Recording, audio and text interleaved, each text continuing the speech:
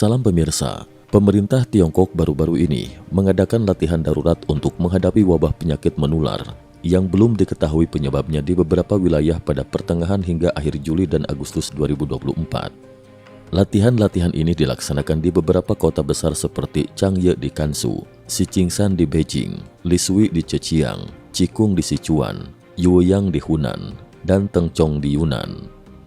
Sejak Mei tahun ini, otoritas kesehatan di beberapa daerah telah mengadakan latihan serupa yang fokus pada penyakit pneumonia dengan penyebab yang belum teridentifikasi. Para peserta latihan ini terlihat mengenakan pakaian pelindung lengkap yang mengingatkan pada masa pandemi COVID-19.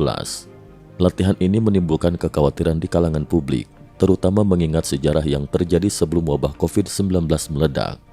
Pada 18 September 2019, hanya 3 bulan sebelum pandemi dimulai, Wuhan mengadakan latihan darurat yang mensimulasikan penanganan infeksi virus corona di bandara. Tidak lama setelah itu, pada 30 Desember 2019, Komisi Kesehatan Wuhan mengeluarkan pemberitahuan darurat mengenai 27 kasus pneumonia dengan penyebab yang tidak diketahui di pasar makanan laut Huanan. Seorang peneliti dari Inggris bahkan melaporkan bahwa virus corona baru sudah menyebar di Tiongkok sejak Oktober 2019, 2 bulan sebelum kasus pertama dikonfirmasi di Wuhan. Beberapa pihak mempertanyakan apakah latihan darurat yang saat ini sedang dilakukan adalah sinyal awal dari masalah yang lebih besar. Mereka khawatir bahwa latihan ini mungkin merupakan tanda-tanda awal dari situasi yang mirip dengan awal mula pandemi COVID-19. Kekhawatiran ini semakin diperkuat oleh laporan dari sejumlah netizen yang melaporkan kondisi pandemi di Tiongkok yang semakin memburuk.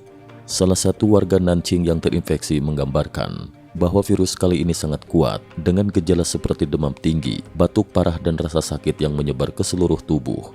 Di Beijing, situasi serupa juga dilaporkan oleh banyak netizen. Seorang pria bernama Chang mengalami demam tinggi hingga 38,5 derajat Celcius dengan gejala pusing, lemah dan sakit tenggorokan yang parah. Bahkan seorang ibu di Beijing melaporkan bahwa dia dan anaknya mengalami demam dan sakit tubuh yang luar biasa. Kondisi ini semakin diperburuk dengan mutasi baru virus corona yang dilaporkan lebih berbahaya. Seorang anggota Asosiasi Penelitian dan Pengembangan Pengobatan Tradisional Tiongkok mengungkapkan bahwa 2 varian baru JN1, varian XDV dan KP3 saat ini telah menyebar di Tiongkok. Seorang wanita di Beijing yang telah terinfeksi untuk ketiga kalinya melaporkan bahwa kondisi infeksinya kali ini tidak kalah parah dengan infeksi sebelumnya. Meskipun situasi di Tiongkok semakin memburuk, banyak rumah sakit dilaporkan enggan mengakui bahwa kasus yang mereka tangani adalah COVID-19. Netizen melaporkan bahwa meskipun terinfeksi, mereka tidak diberikan pemeriksaan atau obat yang sesuai. Rumah sakit di Beijing, misalnya, dilaporkan melarang menyebutkan kata COVID-19 dalam diagnosis mereka, yang semakin menambah kekhawatiran di kalangan publik. Situasi yang memprihatinkan ini tidak hanya terjadi di Tiongkok. Organisasi Kesehatan Dunia (WHO) baru-baru ini melaporkan bahwa setidaknya 84 negara di dunia mengalami peningkatan kasus COVID-19.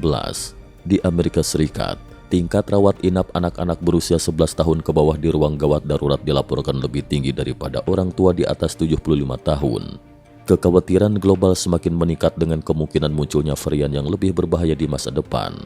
Maria van Kerkhove, seorang ahli epidemiologi dari WHO, menyuarakan kekhawatirannya bahwa varian yang lebih berbahaya mungkin akan muncul.